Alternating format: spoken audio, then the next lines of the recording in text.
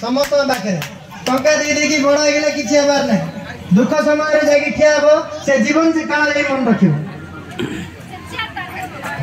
तो ये कही मो वक्तव्य शेष कर धन्यवाद नमस्कार।